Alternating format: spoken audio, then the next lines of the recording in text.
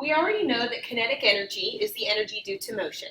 So in a swinging object, the greatest amount of kinetic energy would be when the object is at the bottom. The math formula for kinetic energy is 1/2 times the mass of the object times the velocity of the object squared. Potential energy is the energy of the object due to its position. The highest point of potential energy would be when the object is at its highest point here and then here. The math formula for potential energy is the mass of the object times the gravitational pull of the object times the height that the object is at. And the unit for both of these, because the unit for all energy is joules. So what I'm going to do is I'm going to walk you through a couple of these problems that you will be doing for homework. I won't do all of the math formula or all of the math calculations for you, but I will help you along. Now, for kinetic energy, we already said that this is the math formula. Here's another way that you could look at it. You could take a look at the mass of the object, multiply it by the velocity times the velocity, and then divide it by 2. It's just another way of thinking through this formula. You could do it like this, or you could do it like this.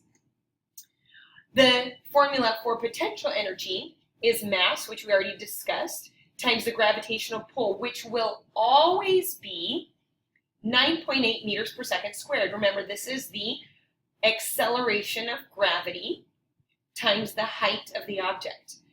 Remember that you can have more potential energy based on the mass of the object and the height of the object, and then gravity will always pull on all objects if it's falling at the same acceleration rate.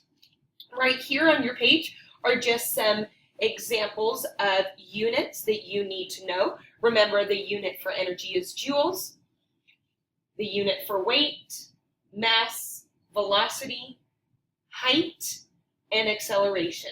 We'll always be measuring our calculations for height in meters. Velocity will always be in meters per second, mass in kilograms.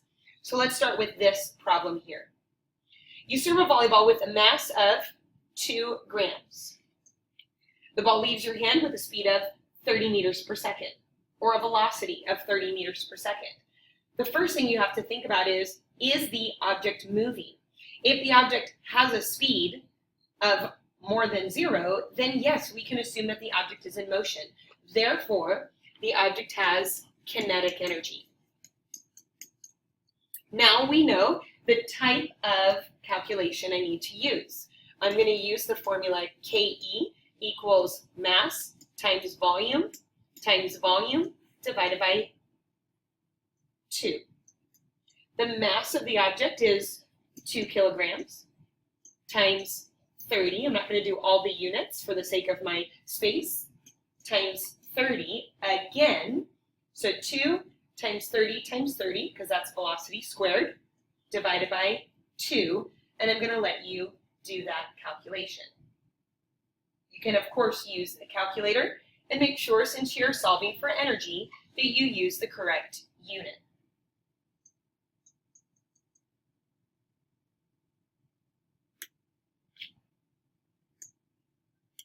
In problem number 2, the baby carriage is sitting at the top of a hill. The carriage with the baby in it has a mass of 20 kilograms. This has no velocity. It's sitting at the top of a hill, so we can assume that the carriage has potential energy. So we're going to calculate it. Potential energy is mass times the gravitational acceleration rate times the height of the object where it is.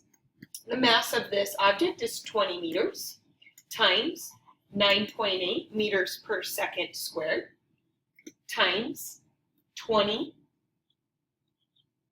meters. Excuse me, this should be kilograms because that's the mass of the object. So 20 kilograms times 9.8 times 20, I'm going to let you calculate the potential energy.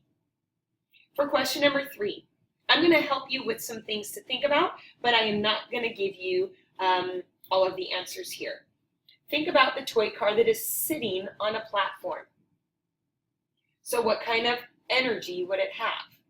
Once you identify the type of energy, you'll know what formula you need to use to calculate it, and make sure that your answer has a unit.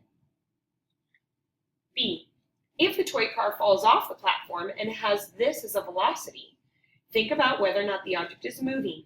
If the object is moving, that will tell you what kind of energy it has, and therefore what kind of formula you need in order to calculate it. Always make sure you have the correct unit. And here's something that I want you to make sure that you do. Whenever you get your answer, please box it, and your instructions do say to show your work.